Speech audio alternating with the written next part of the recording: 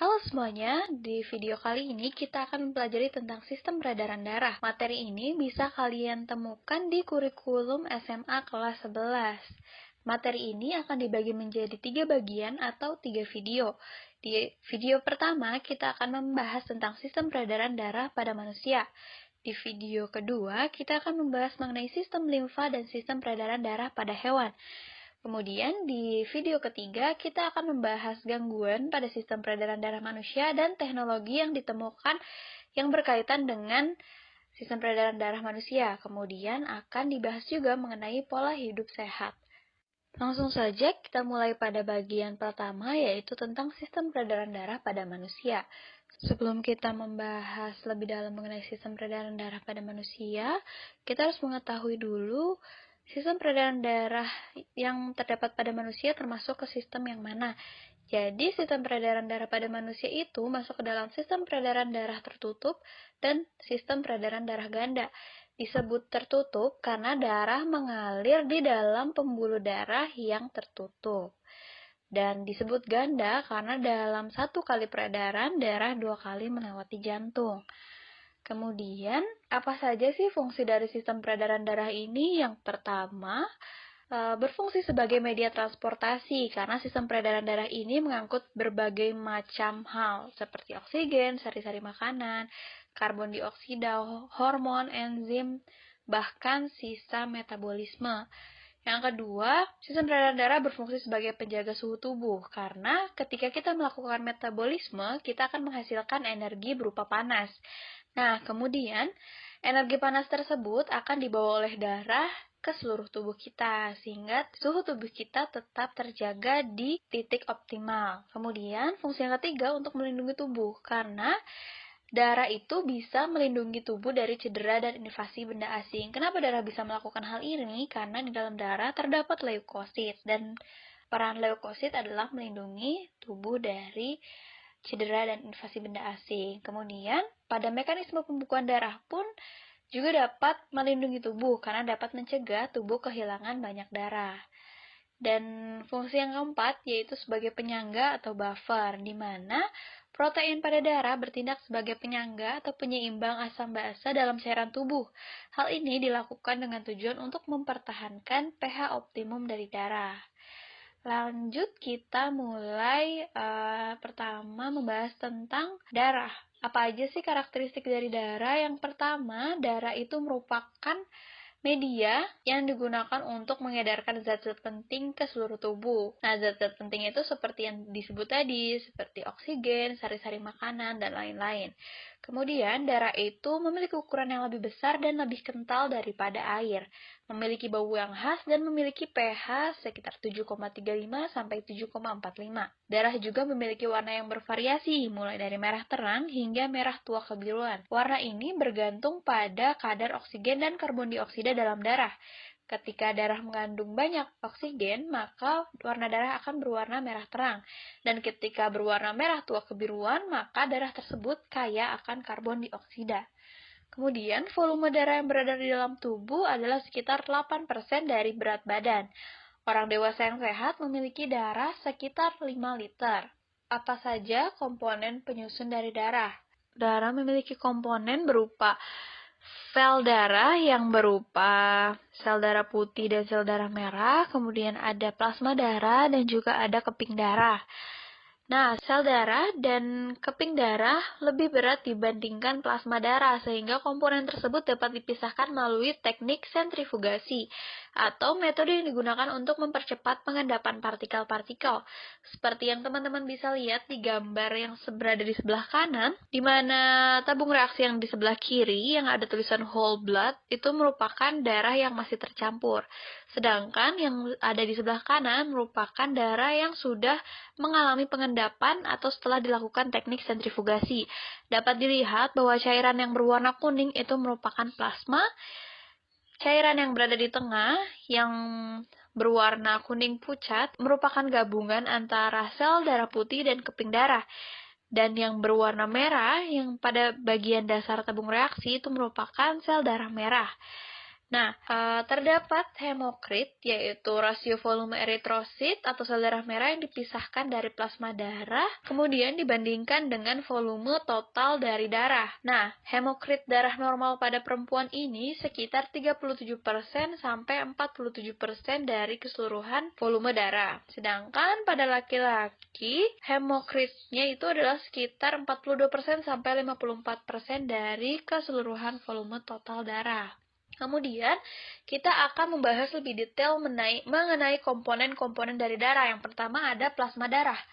Plasma darah adalah cairan berwarna kekuningan, mengandung 92% air, 7% protein plasma, 1% bahan campuran kompleks organik, anorganik, dan gas darah.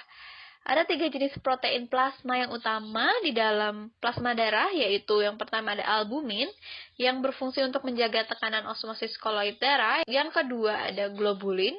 Globulin ini dibagi menjadi dua, yaitu alfa dan beta globulin dan gamma globulin atau yang biasa kita sebut sebagai imunoglobin.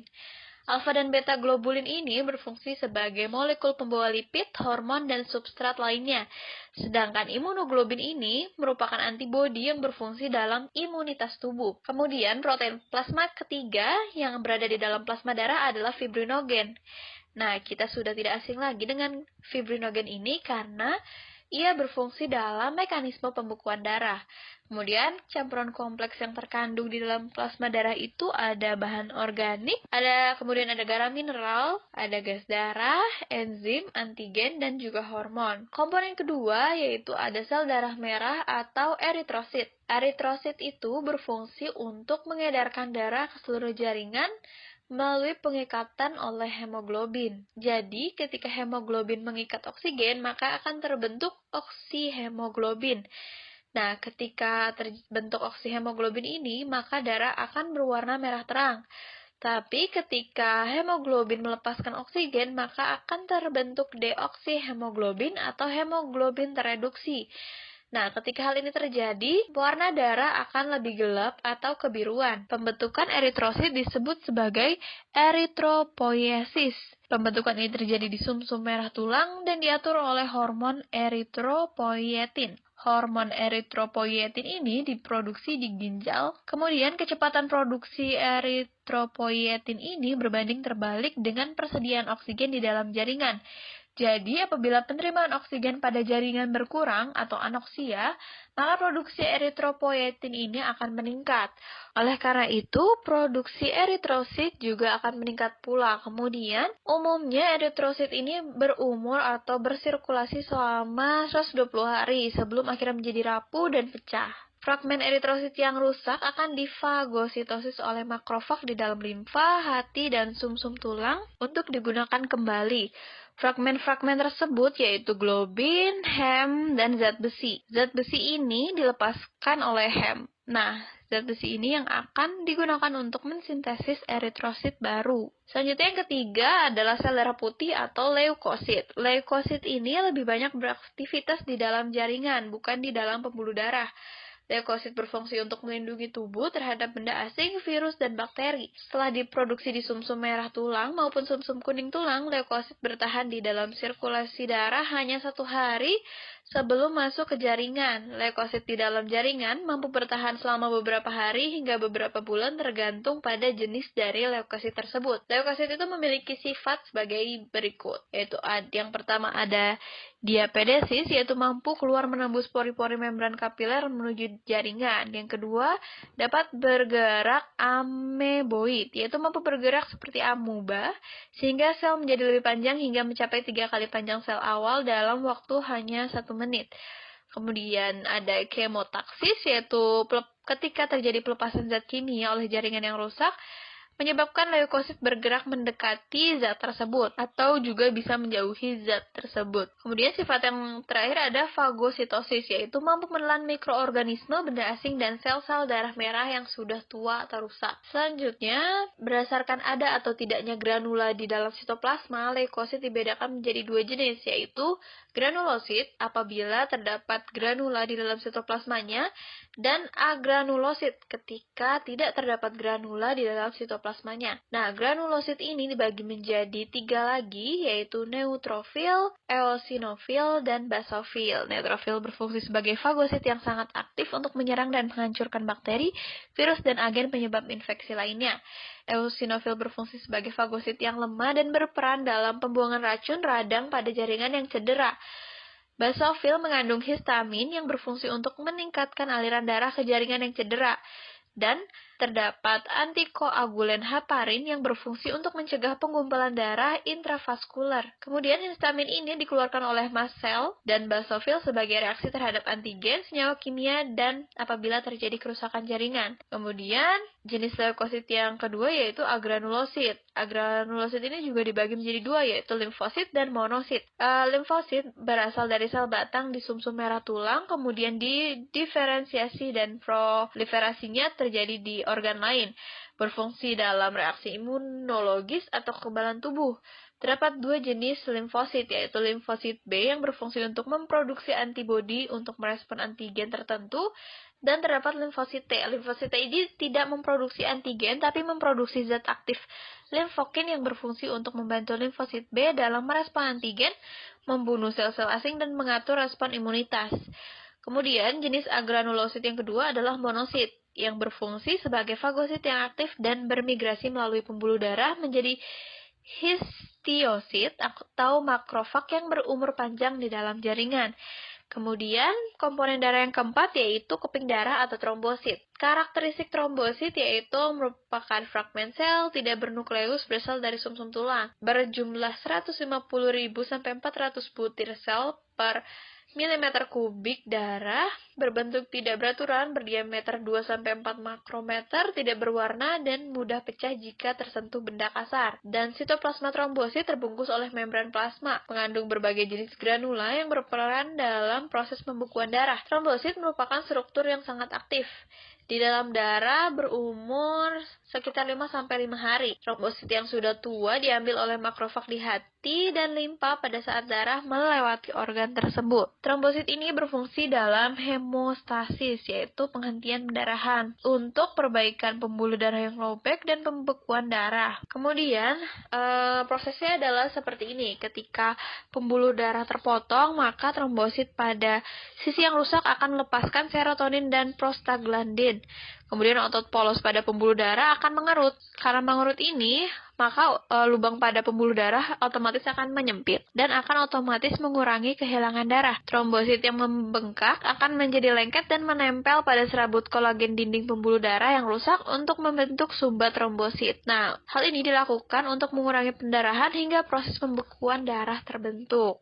Kemudian, yang kedua, kita akan membahas mengenai mekanisme pembekuan darah. Nah, jadi apabila terjadi luka dan kemudian darah keluar, maka trombosit atau keping darah akan bersentuhan dengan permukaan luka yang kasar dan akan pecah sehingga mengeluarkan tromboplastin atau trombokinase. Nah, trombokinase ini bersama-sama dengan ion Ca2+ dan vitamin K akan mengubah protrombin menjadi trombin. Kemudian trombin akan mengubah fibrinogen menjadi fibrin yang akan menghalangi keluarnya sel-sel darah hingga terjadi pembekuan darah dalam waktu sekitar 5 menit. Dan kemudian luka akan tertutup.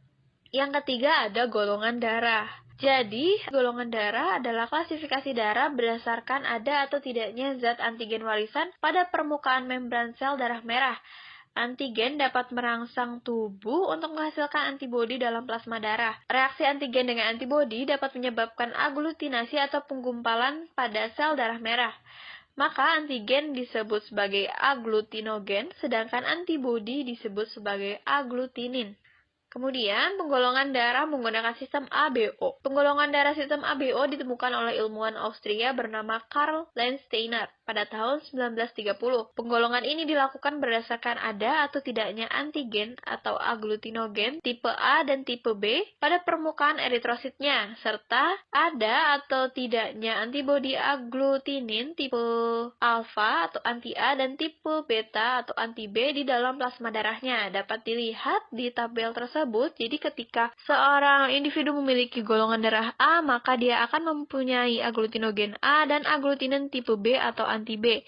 Ketika individu memiliki golongan darah B, maka ia akan memiliki aglutinogen B dan agglutinin tipe alfa atau anti A. Dan kemudian, apabila individu tersebut memiliki golongan darah AB, maka ia akan memiliki agglutinogen A dan agglutinogen B, tetapi ia tidak memiliki agglutinin pada plasma darah. Kemudian, pada individu yang bergolongan darah O, tidak memiliki agglutinogen dalam membran eritrositnya, tapi memiliki unsur agglutinin tipe alfa atau anti A dan agglutinin tipe beta atau anti B.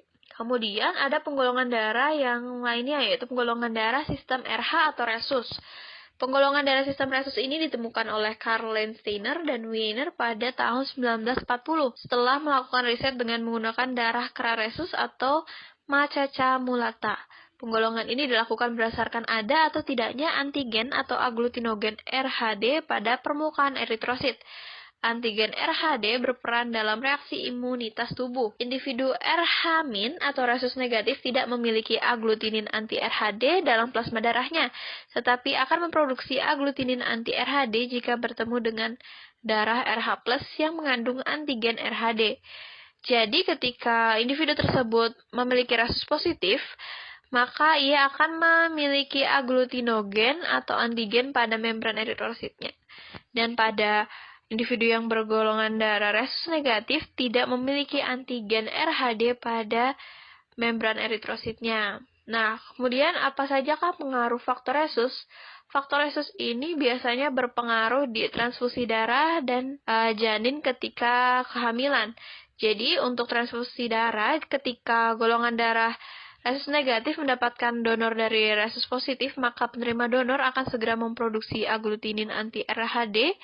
Kemudian, transfusi tersebut pada awalnya tidak membahayakan, tetapi ketika untuk transfusi darah RH+ selanjutnya akan menyebabkan hemolisis atau pecahnya membran eritrosit sehingga hemoglobin terlepas bebas ke plasma darah. Nah, akibatnya karena hemoglobin ini terlepas ke plasma darah, ginjal harus bekerja lebih keras untuk mengeluarkan sisa pecahan eritrosit tersebut. Kondisi ini bukan hanya menyebabkan tujuan dari transfusi darah gagal, tapi juga akan dapat memperparah kondisi dari pasien. Kemudian pengaruh faktor resus pada janin kehamilan adalah jika ibu memiliki darah resus positif dan janin yang dikandungnya memiliki resus negatif. Perbedaan ini tidaklah menimbulkan masalah. Namun, jika ibu memiliki darah resus negatif, sedangkan janin yang dikandungnya memiliki resus positif, tubuh ibu akan membentuk zat antibodi anti-RHD untuk melindungi tubuhnya, sekaligus melawan benda asing, yaitu antigen RHD darah dari si janin. Akibatnya, eritrosit janin akan pecah dan hancur atau hemolisis. Kondisi ini dapat menyebabkan kematian janin di dalam rahim, atau jika bayi lahir, bayi akan menderita erythoblastosis fetalis, yaitu pembekakan hati dan limpa, anemia, penyakit kuning, dan gagal jantung. Erythrosis fetalis dapat dicegah dengan pemberian injeksi anti-RHD, RHO imunoglobin, atau RHO GAM pada ibu semasa kehamilan. Yang keempat, ada uji golongan darah. Uji golongan darah dapat dilakukan dengan menggunakan serum. Uji golongan darah sistem ABO menggunakan serum anti-A, anti-B, dan anti-AB. Sementara itu, uji golongan darah sistem RH atau resus menggunakan serum anti-D atau anti-Rho. Analisis golongan darah dilakukan berdasarkan hasil reaksi penggumpalan darah terhadap jenis serum yang digunakan. Kira-kira teman-teman udah pernah belum ya praktek ngecek golongan darah kalian sendiri? Kalau misalnya belum, atau kalau misalnya udah, aku bakal ngejelasin lagi mengenai bagaimana kita tahu golongan darah kita berdasarkan hasil dari penetesan serum. Jadi, seperti yang terlihat di tabel, tanda plus itu tandanya menggumpal, dan tanda minus itu artinya tidak menggumpal. Contohnya, ketika individu tersebut memiliki golongan darah A dan resus negatif, maka saat ditetesi serum anti-A, maka akan menggumpal. Tapi ketika ditetesi serum anti-B, tidak akan menggumpal. Kemudian ketika ditetesi serum anti-AB, dia akan menggumpal. Kemudian ketika ditetesi anti-D atau anti-Rho, dia tidak akan menggumpal karena dia memiliki resus negatif.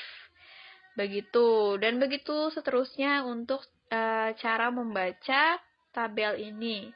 Kemudian yang kelima ada transfusi darah. Jadi, transfusi darah adalah proses mentransfer darah atau produk berbasis darah dari seseorang ke sistem peredaran darah orang lain. Transfusi darah bertujuan untuk menyelamatkan jiwa karena kondisi medis tertentu, misalnya kehilangan darah dalam jumlah besar akibat trauma, operasi, atau tidak berfungsinya organ pembentuk eritrosit. Transfusi darah ini juga dapat mengobati anemia berat, trombositopenia, hemofilia, siklemia, dan lain-lain. Orang yang diberikan darah disebut donor, dan orang yang menerima darah disebut resipien. Jika golongan darah donor tidak cocok dengan golongan darah resipien, maka aglutinin dalam plasma darah resipien akan menggumpalkan eritrosit donor. Akibatnya pembuluh darah kecil akan tersumbat dan terjadi hemolisis yang akan melepaskan hemoglobin ke dalam aliran darah. Hemoglobin yang terbawa ke tubulus ginjal akan mengendap dan menutup tubulus, akibatnya ginjal menjadi tidak berfungsi. Oleh karena itu, ketika melakukan transfusi darah, benar-benar harus memang sesuai dengan golongan darahnya untuk menghindari terjadinya hal ini.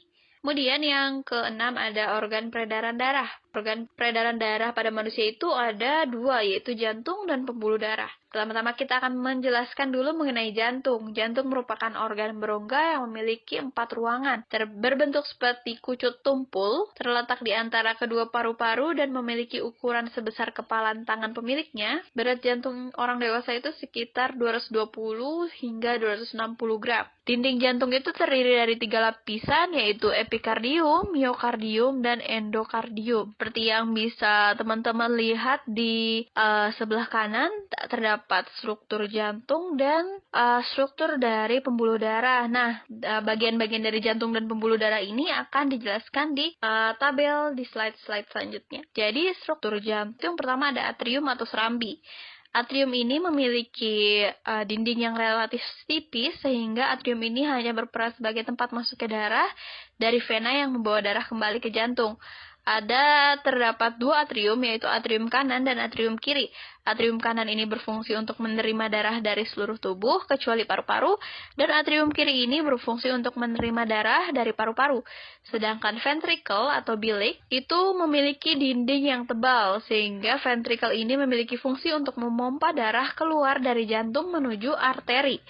Ventricle juga ada 2, yaitu ventricle kanan dan ventricle kiri. Ventricle kanan berfungsi untuk memompa darah menuju paru-paru melalui arteri pulmonalis, dan ventricle kiri memompa darah ke seluruh tubuh melalui aorta. Kemudian terdapat septum interatrial, yaitu pemisah antara atrium kanan dan atrium kiri. Kemudian pada janin terdapat bagian khusus di jantung, yaitu foramen ovale, yaitu lubang di antara atrium kanan dan atrium kiri. Nah, tapi ini hanya terdapat di janin. Kemudian ada septum interventrikuler, yaitu pemisah antara ventrikel kanan dan ventrikel kiri. Selanjutnya, struktur dari jantung terdapat katup trikuspid, merupakan katup di antara atrium kanan dengan ventrikel kanan dan memiliki 3 daun katup. Berfungsi untuk mencegah darah dalam ventrikel kanan untuk mengalir kembali ke atrium kanan saat jantung berkontraksi. Kemudian ada katup bikuspid atau katup mitral yang berada di antara atrium kiri dan ventrikel kiri dan memiliki 2 daun katup.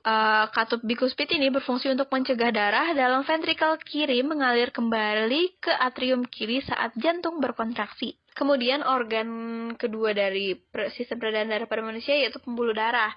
Nah, pembuluh darah itu merupakan serangkaian saluran tertutup dan bercabang yang berfungsi membawa darah dari jantung ke jaringan dan kembali ke jantung. Nah, oleh karena itu, sistem peredaran darah pada manusia disebut sistem peredaran darah tertutup karena darah mengalir di saluran yang tertutup, yaitu pembuluh darah ini. Nah, pembuluh darah utama pada manusia itu ada 3 macam, yaitu ada arteri, seperti dapat dilihat di gambar yang berwarna merah, dan kapiler yang berada di tengah, yaitu yang menghubungkan antara arteri dan vena. Kemudian yang sebelah kanan yang berwarna biru adalah vena. Berikut ini merupakan penjelasan lebih detail mengenai pembuluh darah yang terdapat pada tubuh manusia. Yaitu yang pertama merupakan arteri yang memiliki dinding yang tebal, kuat, dan bersifat elastis. Berfungsi untuk membawa darah meninggalkan jantung. Arteri yang terbesar adalah aorta dan arteri pulmonalis. Kemudian ada aorta, yaitu pembuluh darah terbesar yang keluar dari ventrikel kiri dan mengalirkan darah kaya O2 ke seluruh tubuh. Yang ketiga ada arteri pulmonalis, yaitu pembuluh darah yang mengalirkan darah kaya CO2 dari ventrikel kanan ke paru-paru. Kemudian ada katup semilunar pulmonalis yang terletak di antara antara ventrikel kanan dan arteri pulmonalis, berfungsi untuk mencegah darah yang telah mengalir ke arteri pulmonalis untuk mengalir kembali ke ventrikel kanan. Kemudian juga ada katup semilunar aorta yang terletak di antara ventrikel kiri dan aorta, berfungsi untuk mencegah darah yang telah mengalir ke aorta untuk mengalir kembali ke ventrikel kiri. Kemudian terdapat arteriola yang merupakan arteri yang bercabang-cabang ke seluruh tubuh. Terdapat juga vasa vasorum, yaitu pembuluh darah yang menjadi sumber nutrisi bagi arteri. Kemudian ada kapiler atau pembuluh darah rambut, merupakan pembuluh darah yang sangat halus, berdinding sangat tipis, sehingga memudahkan plasma darah dan zat makanan merembes ke cairan antar sel. Kapiler juga menghubungkan arteriola dengan venula. Bagian tubuh yang tidak memiliki kapiler yaitu rambut, kuku, tulang rawan, dan kornea mata. Kemudian, vena itu dibagi menjadi vena cava superior, vena cava inferior, dan vena pulmonalis. Nah, vena cava superior ini merupakan vena yang menerima darah kayak CO2 dari tubuh bagian atas, leher, dan kepala, kemudian masuk ke atrium kanan. Sedangkan vena cava inferior merupakan vena yang menerima darah kayak CO2 dari tubuh bagian bawah, kemudian masuk ke atrium kanan pula. Sedangkan vena pulmonalis merupakan vena yang membawa darah kayak O2 dari paru-paru, kemudian masuk ke atrium kiri. Selanjutnya terdapat perbedaan dari ketiga pembuluh darah utama dari sistem peredaran darah manusia, yaitu arteri, kapiler, dan vena. Berdasarkan dinding, arteri memiliki dinding yang tebal dan elastis, kapiler memiliki dinding tipis dan permeabel, sedangkan vena memiliki dinding yang tipis dan kurang elastis. Kemudian arah aliran dari arteri itu meninggalkan jantung, kapiler itu berawal dari arteriol, dan vena mengalir menuju jantung. Tekanan pada arteri itu terasa kuat, dan apabila pembuluh darah arteri terpotong, maka darah akan memancar. Sedangkan kapiler merupakan peralihan antara sistem bertekanan tinggi dan sistem bertekanan lemah. Kemudian tekanan pada pembuluh darah vena itu lemah. Jadi jika pembuluh darah vena terpotong, maka darah akan menetes. Darah yang terkandung dalam pembuluh darah arteri biasanya kaya akan O2 kecuali arteri pulmonalis. Kemudian darah yang berada dalam kapiler kaya akan O2 dan darah pada vena kaya akan karbon dioksida kecuali vena pulmonalis. Arteri terletak di bagian dalam tubuh, kapiler terletak di antara arteri dan vena terletak di permukaan tubuh. Arteri hanya memiliki satu katup dan terletak pada pangkal awal keluar dari jantung. Sedangkan kapiler tidak memiliki katup dan vena memiliki katup yang banyak yang berada di sepanjang pembuluh darah yang mengarah ke jantung. Kemudian topik terakhir dari sistem peredaran darah pada manusia yaitu mekanisme peredaran darah pada manusia. Mekanisme peredaran darah pada manusia itu dibagi dua, yaitu pulmonalis, sistem peredaran darah pulmonalis atau kecil atau pendek, dan sistem peredaran darah sistemik atau besar atau panjang. Nah, sistem peredaran darah pulmonalis ini secara singkatnya merupakan peredaran darah dari jantung ke paru-paru dan kembali lagi ke jantung. Sedangkan sistem peredaran darah yang sistemik ini secara singkatnya merupakan peredaran darah yang dari jantung kemudian ke seluruh tubuh dan kemudian kembali ke jantung. Hal itulah yang menyebabkan kenapa pulmonalis disebut sebagai sistem peredaran darah pendek dan kenapa sistemik disebut sebagai sistem peredaran darah panjang, karena pulmonalis hanya melewati jalur yang pendek, yaitu dari jantung ke paru-paru dan kemudian kembali lagi ke jantung. Sedangkan sistem peredaran darah sistemik disebut panjang karena dari jantung kemudian ke seluruh tubuh dan kembali lagi ke jantung, sehingga melalui proses yang panjang. Selanjutnya, terdapat mekanisme detail mengenai kedua mekanisme tadi, yaitu yang sistem peredaran darah kecil yang berwarna merah dan sistem peredaran darah besar itu yang berwarna biru. Jadi sebenarnya sistem peredaran darah manusia itu saling berhubungan. Jadi ketika sistem peredaran darah kecil selesai, akan lanjut ke sistem peredaran darah besar. Dan kemudian akan kembali lagi ke sistem peredaran darah kecil. Untuk mekanismenya, teman-teman bisa lihat langsung di slide, sehingga tidak perlu dijelaskan. Kemudian terdapat pengukuran tekanan darah arteri. Tekanan darah adalah daya dorong darah ke semua arah pada dinding bagian dalam jantung dan pembuluh darah. Alat pengukur tekanan darah itu ada tensimeter atau sphygmomanometer dan stetoskop. Tekanan darah ini terdapat dua tekanan, yaitu tekanan sistol dan tekanan diastol. Nah, tekanan sistol itu merupakan angka yang menunjukkan tekanan darah ketika jantung berkontraksi untuk memompa darah ke arteri. Sedangkan tekanan diastol adalah angka yang menunjukkan menunjukkan tekanan darah ketika jantung relaksasi atau tekanan darah kembali dari arteri ke jantung. Nah, tekanan darah normal yaitu ketika sistol sebesar 120 mmHg dan diastol sebesar 80 mmHg. Nah, bisa teman-teman lihat di gambar yang berada di sebelah kanan, yang 118 itu merupakan sistol, dan yang 78 itu merupakan diastol, sedangkan yang pada bagian bawah itu merupakan denyut nadi per menit. Baik, untuk materi yang berada di bagian 1 atau video 1 selesai sampai sini. Terima kasih teman-teman sudah memperhatikan materi di bagian ini. Jika ada pertanyaan boleh ditanyakan. Terima kasih, sampai ketemu di video selanjutnya.